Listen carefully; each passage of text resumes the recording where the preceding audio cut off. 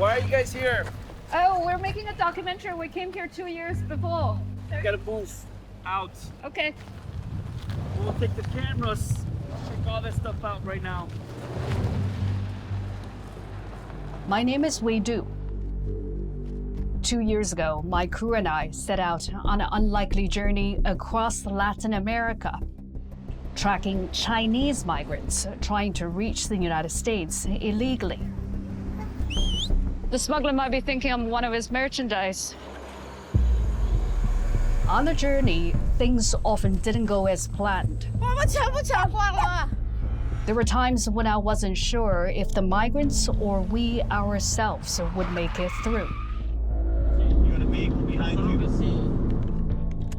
不管问题是什么目标，你打从生命是的。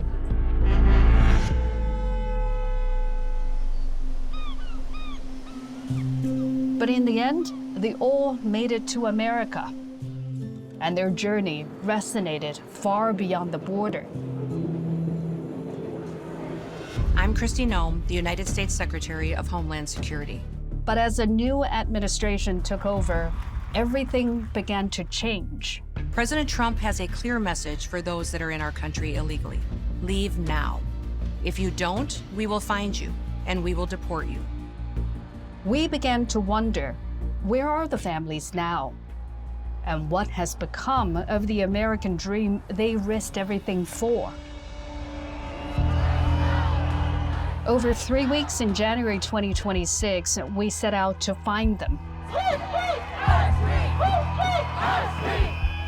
At a time when immigration raids sweep across American cities and a growing resistance takes shape on the streets. Don't shoot! Don't shoot! This is a story of the Chinese migrants chasing the ever-elusive American dream. It is also a story of a country at war with itself over who the dream belongs to.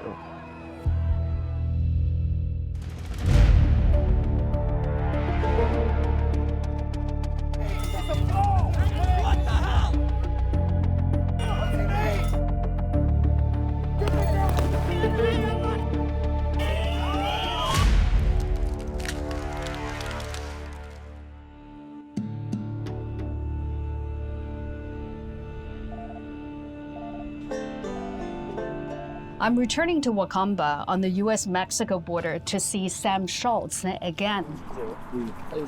7, 58, 59, 60 people. 2 years ago, he led a team of volunteers feeding migrants as they waited for days to be taken into custody by Border Patrol. China, line! Angle line!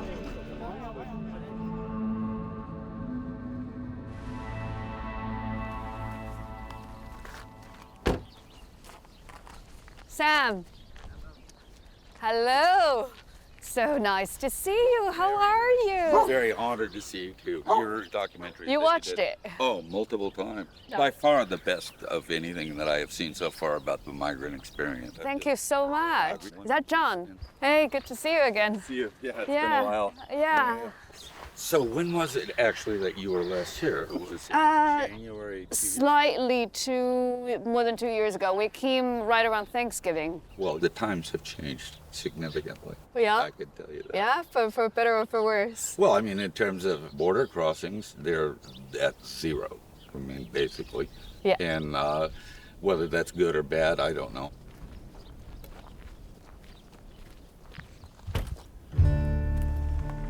When did the migrants stop coming? I mean, just when Trump became the president. No. This is 6 months before he was inaugurated. Anthony Blinken went to Mexico City and said, you are going to put the National Guard camps in at the border. And that shut off these crossing points almost immediately, instantaneously. I'll show you from where we're going. That's interesting, right? The previous administration could do something, They always could- had the ability to Always do had the something. ability to do something. So under the Trump presidency, what really changed? The big real change legally is something that Theodore Roosevelt made back 125 years ago. this 60-foot setback from the wall that said this is federalized. Now that strip has been designated a military zone. But what difference does that That make? means that they can use military personnel Okay. to patrol the border so that the Border Patrol agents can go off to Minnesota or wherever. Ah. Probably remember this once we get up over the bridge. Now this is where the big change is happening from this side. What was it called? Boundary The Willow Peak. Camp, was it? Yeah, that was Willow Camp. Right. There is a open border right here. That's where immigrants coming into this country. They do whatever they want to do. They burn on your property. They don't clean up after themselves. The Willow Camp is still Jerry and Well, Maria Jerry- Schuster's private land. It is. Right. Yeah, Marie still lives here, and Oh, she's still here. Jerry passed on. Unfortunately, Jerry in passed Se- on. In When was September. In September, Where does the military base start? 60 feet from that wall. I got to turn around right down there. I Right. don't want to go in the military base. In your documentary, definitely that where they line them up was right here. Yeah, it's so Yeah, strange. I and just then- have a hard time And then recognizing they would it. walk But them out to the road, and then they'd line them up there waiting for the bus, and they had them in the increments of how big the bus was going to be. that's right. Right, That's yeah. right. I remember everybody was running towards Yeah, here. There every were hundreds time, of every them. time hundreds of people would come, and they would. And then "No, they we're would go by going-" wristbands. Yeah, yeah. Well, the wristbands they stopped that at a certain point.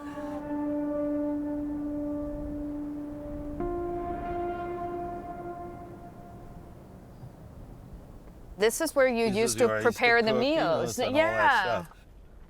I remember the last time I was here, you were very worried because you were continuously feeding people by that point 6 to 8 weeks. Yeah, large numbers of people at that point, and it huge would number just of seem to people, be just hundreds. constantly growing, Yeah. growing every day, every day, every day. When it ended, how did you feel? I was, well, I mean, I'm relieved. I'm 70 years old. You can only go so far, you know. The politics of all of that and how that all worked at that time is still a great confusion to me. I don't understand who benefited one way or the other. They could have kept them out originally. They let them in, and now they're going to take them back out at huge expense. If you don't mind me asking, do you vote Democrat or Republican? I don't vote either. I don't really see that there's any qualitative difference, to tell you the truth. I really don't. We see the checks and balances that are normally on our executive branch seem to be eroding very quickly. I mean, I don't know. But look what happened in Minneapolis. Out the car. That's fine, dude.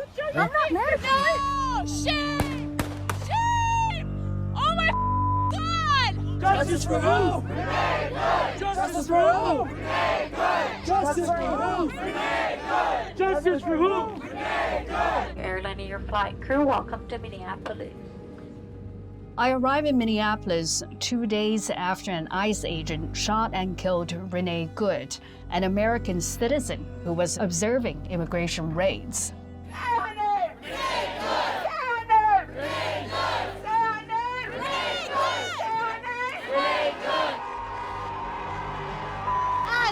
They shot that woman for no reason. I come just as the city's first mass protest begins in response to what the federal government calls Operation Natural Surge, a sweeping campaign of immigration raids across Minneapolis and its twin city, St. Paul. That lady over there is flying the One Piece flag, the sort of global symbol of defiance by Gen Zs. I'm not sure I've ever seen that in the US before. And what's the message for you to fly this? Basically liberate the people, you know, stop the oppression that's happening right now. People coming, you know, to find undocumented people and then intimidate them, basically. Intimidating everyone, and that's got to stop.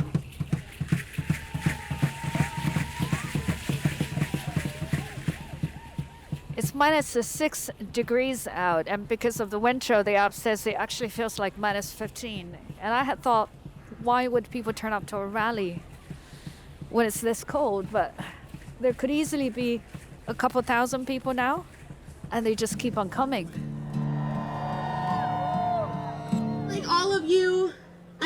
heartbroken by what we saw this week. A community member who was shot and killed for protecting her neighbors. And since the moment that I learned her name, it hasn't left me. Because she is good. And that she was good. And that her heart is good. And that her intentions were good. And that we fight for our communities because we still believe that goodness and justice will still prevail. Because all they have is lies. All they do is spew lies. Because they know they're losing this fight. On the ground, locally, nationally, they are losing this fight.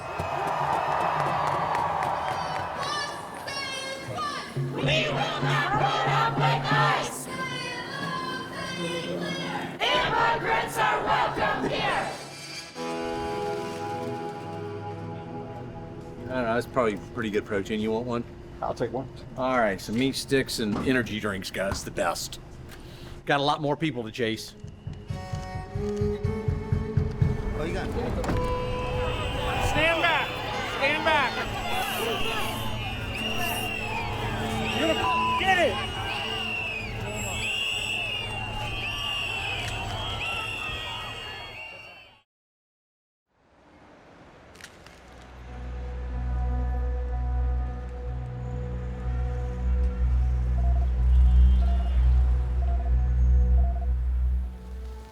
周佳悦，你要醒醒啊，周佳悦！你衣服，醒醒醒醒！你看太阳晒屁股，快点快点，一会儿迟到了。你看，我以为在美国小朋友不用那么早起床上学呢。立晨在荷兰时候会做这些吗？不会，在这里就直接自己做的。在这里的话，你就是一个就是早上没有自己那种特别爱吃的，再一个就是在美国吃饭还是在外边吃饭还是要贵得多。2 years ago, we met the Zhao family at the airport of Pasto, Colombia. They became part of the group we followed through Mexico. 我妈妈被爸爸气死了，她准备想要回原路呀。她现在在问别人咋买票呢？怎么吵架的？干嘛？什么事吵架？我也不知道。可是现在已经没法控制他们了。你不记得我是谁了？不记得我们见过呀？你记得那个叔叔吗？也不记得了。She doesn't remember any of us. I forgot. 我女儿刚来8、9个月吧，差不多就已经学的，跟他们学生之间交流就没问题了。我儿子慢一点，大概到也是一年吧。我觉得你儿子的性格比路上要开朗一些了。他那时候性格就比较腼腆，再一个就是经历了一些事儿给他吓的。How much subscriber do I have? 女儿倒是同一个人，这个我能够看出来，一直就是这个性格。没有儿子。那本黄色的大书是吧？This is dog man. What are you gonna learn today? I don't know. What did you learn yesterday? I forgot. You forgot? Do you like going to school? No. No? Is there any subject that you like in school? Recess. Recess. 儿子，走了。每天都要折腾这么久。对啊，今天还算早个几分钟了。走，儿子，你书包呢？啊，在这背着呢。Straight. Adults can't go to school. Yeah. The Zhao family are the first among the migrants we met on the road to have their asylum case heard in court.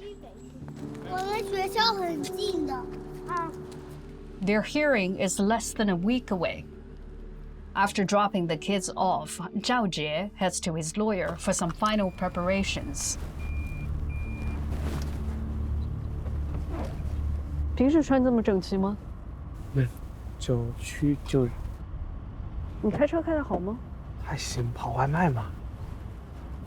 我那车买回来都跑了5万都卖了。这边跑外卖收入怎么样？现在不行了，现在的话，就跑的人多了，现在外卖，说就是够个生活呀，一个月差不多3000。过来2年，觉得美国当时跟你在国内或者在路上想象的一样吗？怎么说呢？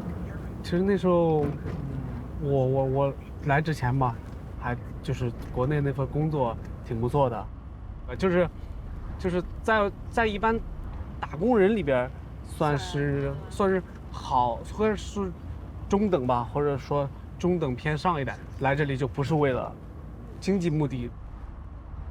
那你得到了什么呢？在美国，就是没有焦虑了，也没有恐惧了，对于我来说。He was reluctant to share his story 2 years back, but Zhao now says they left China after 2 run-ins with the authorities. First, when the government seized their home to make way for a new development, and more recently, after he clashed with officials enforcing China's zero COVID policy during the pandemic. 就是美国现在打击移民，就包括有像你们这种寻求庇护的人，他现在也有时候他也抓，有时候也遣返，害怕吗？害怕。有的时候真的是蛮害怕的。因为你知道，因为经历过一些国内的痛苦，就越发的，就是恐惧回到那里嘛。前段情绪你知道吧，就是又不知道怎么样就突然间的可能就失控了，你知道吗？就比如说，比如说，就有那种，就是那种想哭的那种，就是觉着就是对不起，对不起孩子们。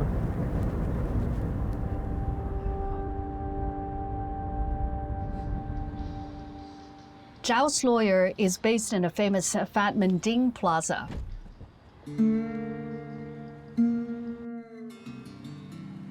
Two years ago, this was where many newly arrived Chinese migrants first came to. 地方有点脏，看起来条件不怎么样，像没有走出中国一样的。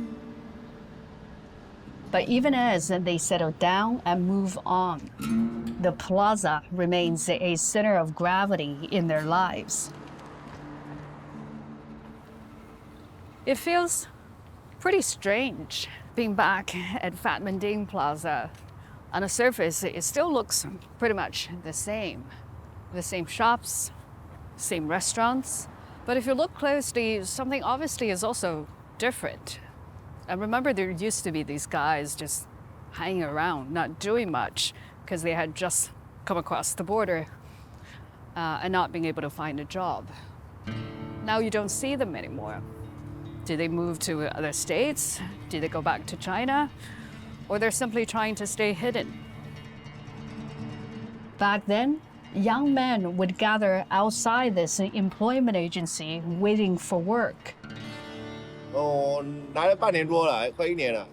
国内赚钱不多，来这边想多挣点钱嘛。结果呢？结果钱没挣到，挨了一半子。我说后悔吗？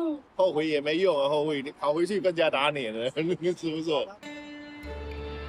Today, it's eerily quiet. 您是这个店的老板吗？是的。以前我2年前过来拍纪录片的时候，这边好多刚刚过来的，对，翻墙过来的男孩子在这找工作。对，现在没有人啦。现在没有了。主要是那个川普的政策，他就是对于这些就是走线来的非法移民，他做了很严格的管制，几乎没有新人来。美国这样没有这些新来的工人，行吗？所以这也是一个很大的问题啊。其实美国真的很缺劳动力。装修啊、餐馆啊、仓库啊。以前大家都想开卡车，开卡车这条路也被堵死了。就是但凡你这些没有合法永久居留的，他都不给你开了，一定要绿卡以上的，工卡的不给了，不会英文的不给了。所以加州，我们加州这边大概好像也19000多都被刷掉了19000多卡车司机。对，大卡车司机。我真的想工作的人，其实真的会给机会的，就是踏踏实实的那一种。老板听着很缺人的样子，现在。是的。I wonder what happened to those young men who came chasing their American dream. And luckily, I'm still in touch with one of them. 喂，哎，小哥，你还记得我吗？我就是2年前啊，那个记者。你现在在哪里啊？在家。你什么时候回去的？快1年了。你是被遣返的还是自己回去的？我自己回去的，最后就是找不到工作，回去了。这个钱我也没赚着。那现在回去能找着工作吗？家里工作也不多。怎么办？混一天是一天了。回去没有被政府找麻烦什么的吧？没有。那就好。那你保重啊！希望你那个来年好运，找个好的称心的工作。好，那就这样。好，拜拜。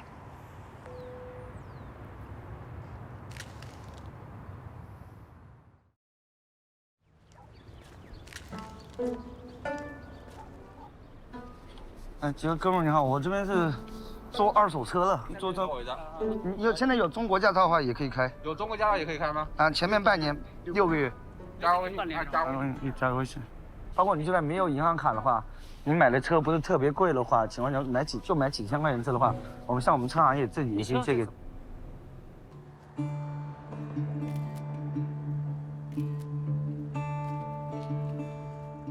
喂，你看看，这就我说的那台19年的特斯拉 Model 3，然后只开了6万迈，但可以升级成 FSD， 但是你就买完之后你要去特斯拉4S店，你要去升级一下就行了。所以说这个价格现在相当划算。刚出来像刚开始来的话，大部分人的话可能就是觉得，哎，我同样的价钱，我肯定要来这边买一个宝马啊之类的什么的。但是现在这边待了久的话，大部分换车的话都是觉得要买一个省油一点的，就是说就比较耐开一点的车吧。好像你看一看，这个是新到的这个普锐斯 V， 价格也就是刚刚符合你的要求。然后但是这个送快递送外卖的话，空间要比普通的普锐斯要大很多，因为后备箱稍微要高一点。就是说主要是在没有太多的新人进来了。对，准确来说啊，就基本上就是没有了。前年10月份的时候，从最开始的话，一个月大概12、13台的销售量的话，变成现在一个月7、8台。现在加州法律出了新的规定，就是自动驾驶你可以不用手扶着方向盘，只要眼睛看着前方就行。你叔叔来美国多少年？来美国多少年了吗？今天我先看一下，我是2023年9月份来了美国，现在是2026年1月份，是来了都快2年半了。感觉怎么样？我感觉还怎么说呢？没有想象中的那么好，但是这边也不差，我觉得我待的还蛮习惯的。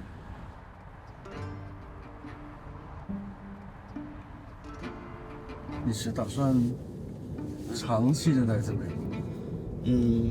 并没有。其实我还是怎么说呢？就是说看事情的发展吧。其实说，假如说是真的生活工作的话，我觉得肯定是家庭里边要合适点。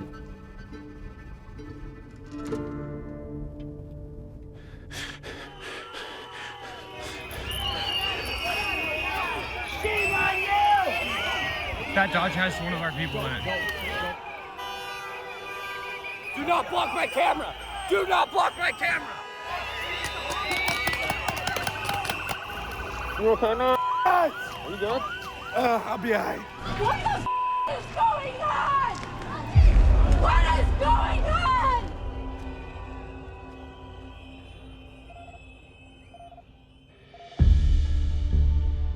Is this going to Lake?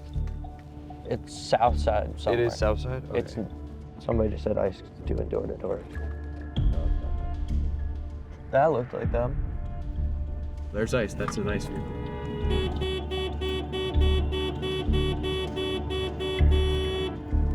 Keep recording. You guys need to stop following. First and last warning. It's not illegal. I know, but it is illegal to impede. We're not impeding. Yes, you are, sir. You've been warned. First and last warning. No. A warning for what? Violation of 18 U.S.C. 111. No. 18 U.S.C. 111 says you can publicly observe. No, I'm not. Yes, it does. Yes, it does. Next time I pull you over, you're gonna get arrested. Get out of here. Get on foot. Get on foot. Ben and Sam Luhmann are teenage brothers from Chicago. They started filming ICE arrests in their own neighborhood last year.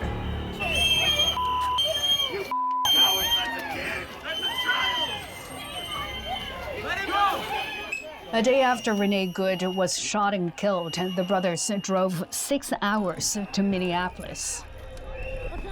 Yes! Help me! Get me out of here!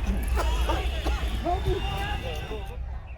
What are you guys doing? What are you hoping to achieve? So our goal here is just documenting everything. Right now there's no checks and balances in the system, and a lot of agents don't even wear body cams. So the biggest thing is just getting the documentation so that the courts can have the video that they should be getting all along, and also so the American people can see what's actually happening. Look what they dropped. Are you serious? Remind me again how old you guys are? I'm 16. And I'm 17. 16 and 17. Are you guys not afraid? They're gonna do what they're gonna do, and like, we can't be just ignore it and let it happen. Run, run, run, run, run. My heart always races when we're interacting with ICE. Back up! Back up! They are kind of crazy guys with guns, but I mean, we have to fight against it. 3 or 4 of our patrollers got taken. His window just got broken, and both of the people in that vehicle are taken. Hey, stop! What's your name? Thursday. That's Thursday. I think definitely our race plays into it. They just hate people that are not white. A lot of the people impacted by this issue can't take a break because they're living it every single day. The people that aren't hurt by the issue should be the people out fighting, because oftentimes they have more privilege in the situation. Sir, stay over there, please. Is this not public anymore? Sir, I'm telling you, you're not gonna like the outcome. You are not above the law. We are enforcing the law. You are breaking the law. Don't you have remote learning you need to do at home or something? So we're homeschooled. We've just kind of brought school with us. So I brought my textbooks, I brought my laptop. So it's very mobile, and we're able to continue doing it. What's your name? There are no plates on this ICE vehicle. 0 plates. Do you have that on video? Okay, let's go. They wave, they give you peace signs. Yeah. They tell us thank you for being here. We don't want you here. Get out of Minnesota. Thank you for your support. They're like internet trolls in real life. Stand behind you, stand behind you. Stay right there, please. Stay next to me, do not run forward.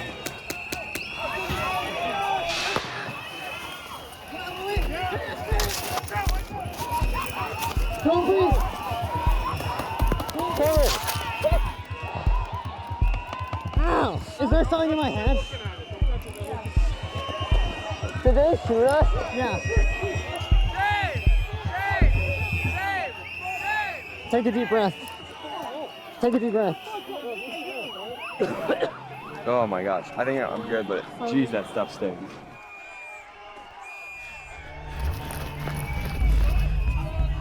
Why don't you just go? Gas, gas, gas! You piece of You just get back! Get back! Sam! Run, run, run, run, run. Don't breathe the green stuff, it's so dangerous. Arrest as many people that touch you as you want to. Those are the general orders all the way to the top. Everybody gets it if they touch you. You hear what I'm saying? You're on camera. But other than that, it's what we do. What city is it, G? Versus city.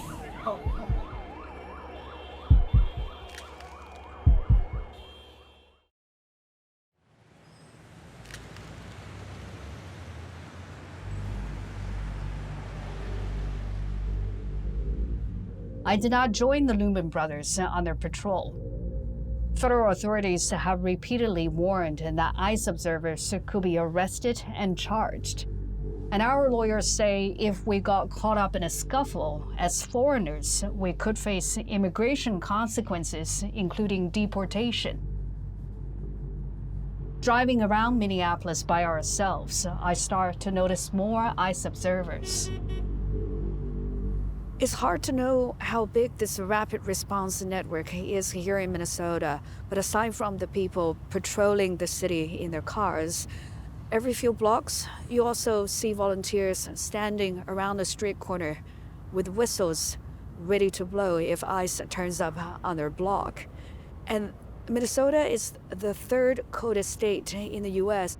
Temperature here is expected to drop to -20 later this week. For fear of retaliation, most ICE observers prefer not to appear on camera. But outside of public school, I meet Elizabeth. She asks that we don't reveal the location of the school. So I'm a parent at a sanctuary school in South Minneapolis. What does that mean, actually, sanctuary school? So it's a school that we have identified that is racially diverse and that has a higher population of immigrant families, so more likely to be targeted by ICE. Until we can get ICE out of Minneapolis, we're here for our students, greeting them, making sure they're getting into the building safe. And then it's also making sure that their parents are safe, bringing them here. And if they don't feel safe, we've organized other parents to drive or other community members to drive students here. How big is the network? Our hyper-local one for just the school that I work with, it has about 200 members, but each block, each neighborhood has its own members and it spiders out. This is a Monday. People need to go to work. How are you guys making this happen? We have to. I'm here every morning dropping my child off, so I just stay a little longer, and I go in a little later. Do you have confidence that this is a battle that can be won? Yes, because love wins.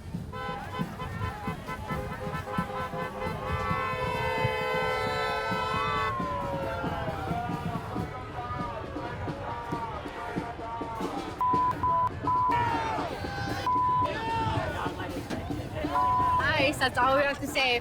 ICE. This is where they bring all the people that they take, they process them and then bring them to the jails around the counties. I thought that they would stop after they killed somebody, but they do not kill. They took my dad. You took your dad? Yeah, my dad has been here for years, 20 plus years. What did he do for a living? My dad was a contractor. He was building houses and remodeling houses. He was just doing all the time working for these Americans. Does he have a criminal record? No, they were looking for someone else. And then they were stopping him and they just took him. If you are caught throwing snowballs, you'll be identified and arrested. I covered the anti-government protests in Hong Kong in 2019, so I thought I understood how things escalate, often in stages, when law enforcement tries to disperse a crowd. But here in Minneapolis, that experience offers a little guidance, and things go from 0 to 10 with no warning. We've only been here for about 5 minutes, and the situation has just escalated very quickly. The agents came out and shot what I'm assuming to be a few pepper pellets, and they all went back in. There doesn't seem to be any clear trigger for the escalation or de-escalation. But the interesting thing is the protesters are not afraid. Now there seems to be more of them than when we just arrived 10 minutes ago. The ICE surge in Minneapolis came after a right-wing blogger's allegation of welfare fraud in Minnesota's Somali community gained national attention. And in the initial raids, many of those detained appeared to be of Somali descent. You didn't check my ID, you didn't check his ID. F***ing racist ass. Why are you here? Guys, you fake cops.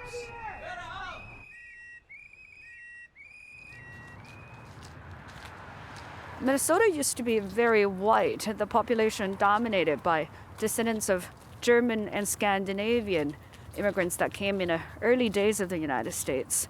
But in recent decades, it actually became diverse. So the state now has about 100,000 ethnic Somalis. Most of them came here legally through a State Department refugee resettlement program. Now, this part of Lake Street is really dominated by Somali businesses. But right now, because of the frequent ICE raids, people are afraid, and most of these businesses no longer open. But the amount of Asian faces I saw at the anti-ICE protest came as a surprise. So I've arranged to meet Hu Jie, an organizer of the protest, to understand why. This neighborhood is the Frogtown neighborhood of St. Paul. And there's a lot of immigrant-owned businesses along this corridor, especially Asian-owned businesses. Asian? There's an incredibly large Asian community in Minnesota. We have the largest Hmong population. Hmong people? Mm-hmm. They came from... Oh, they came from Laos. Yes, after the Vietnam War, having fought for Americans, all right? That's the group we're talking about? Yes, in Laos and Vietnam and the mountainous region. And also a huge Vietnamese community and other Asian communities. If I was born in a warm country, I probably wouldn't pick a place that gets 3 feet of snow in the winter. Why did you guys all come up here? As a daughter of immigrants who immigrated here from Vietnam, I asked my parents that question too, and we come from tropical regions and the weather is very jarring here in comparison to what we're used to, but they love the people here, they love the community here, and it was a place that folks found work very easily and found community very quickly. Guys, exactly. Amen, sister. Love you too. Thank you so much. That's Minnesotans right there. Now, the ICE raids, have they been coming here? Have the Asian communities been affected? They have been all over the place in our community, and people are incredibly fearful of their safety. Businesses not having enough workers show up because they're being detained, or, our businesses just losing a lot of their clientele and having to close or shorten their hours because everything is going on. I'm just trying to understand, if we take the biggest group, for example, the Hmong people, they came through a refugee resettlement program, right? So at least the vast majority of them would be legal. They might actually be citizens. Why would they still be fearful? We're seeing ICE agents detain people off of just what we look like, off of the language we speak, our accents, and folks are being detained for days, weeks, months on end without any communication with their family, without being able to inform what's going on. And this is regardless of your immigration status? Regardless of their immigration status. So you don't have an ID? Back up! Don't cross it. Back up! Really? Really? You are monsters! I myself have received advice to carry my passport with me because they may try to target me based on what I look like. We've received reports of federal law enforcement officers going door to door asking people where the Asian people live, right in our very own city. The tragic effect of this occupation are rippling far and wide throughout our communities.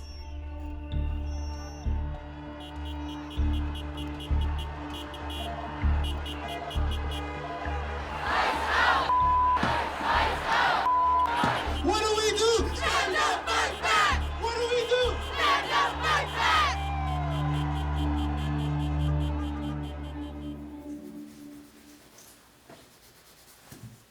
你这是什么时候学的技术？在中国的时候学的。中国就这一双手算下来，所以一共50人民币。在美国做的话，也差不多60左右，再加小费。哦，那就是差了10倍不止嘛。对，工作压力啊，确实会比国内要大一点点。2 years ago, I met Hu Jie's family at a bus terminal in Mexico.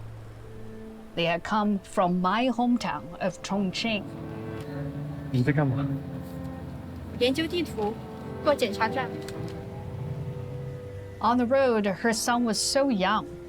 She and her husband took turns carrying him in their arms. 背我一个，拜拜。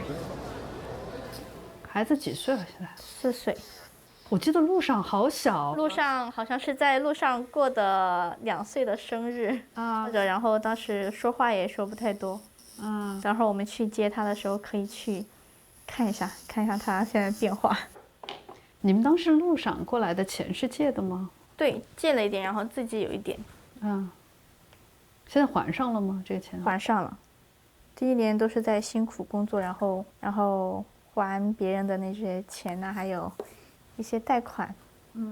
然后从第2年开始才慢慢就生活慢慢好起来。因为在国内好好努力，好像没什么进步，在这边呢就努力一点是有收获。我觉得可能这个浅紫色好看。我给你一个一个给你试。我们享受 VIP 服务。其实就当时在那个刚刚边境的时候，我就其实挺绝望的那天晚上。就还好给你打了电话，然后你帮了我们，不然那天我也不知道我们能不能挨过去那个一晚上。你打911打不通是吗？你是不是没有美国的电话？你把那个坐标给我，我给你报警。Hi, this is a sort of a strange story. I'm a journalist making a documentary about some of the migrants crossing the border wall. One couple had just gotten in touch. I think they don't know where they are. They have a 2-year-old child with them. They sent me GPS coordinates, and they don't know what to do. 我们已经走了10几个小时了。就10几个小时就没喝水。如果我的天啊，那是很危险了。我没有想到那个其实当时我们已经那么严重。对，还是很感谢你当时。小孩子记得，他现在记得当时的事，应该记不得了。不想让他记得这些，只让他记一些快乐的事情就好了。我们去看那个轨道吧，好吗？我的是从哪来的？货好多呀！我的个天！你看，你认得那个叔叔吗？不认得。How old are you? Zayden. People on the bus so up and down, up and down, up and down. The people on the bus so up and down, up and down. 再打不出来。哎，那个子弹。那个子弹不行。哎，我们捉迷藏吧，好吗？我们怎样？捉迷藏，我先来，我一打。你去啊，那你去。他知道他在美国吗？他有这个概念吗？没概念，他又不知道他以前在哪儿。Hello， 回家啦。看着头发留长了，看着有点不一样了。你有长发了，是不是感觉帅一点了？他在中国就是这种发型，他有点发型。给你多来一点吧，给我多来点青菜吧。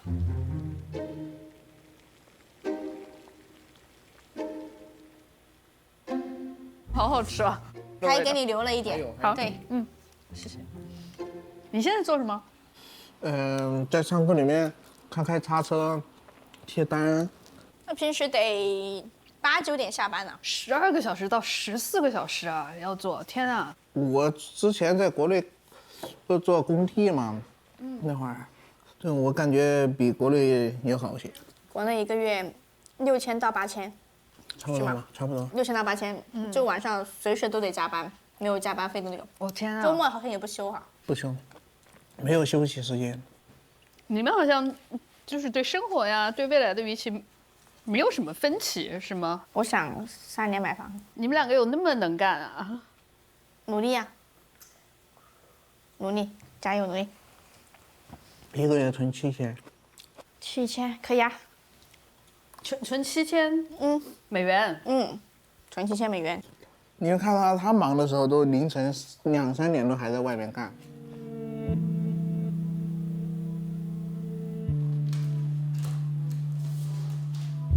美国的政策改变比较大，就是很多人都很担心留不下来。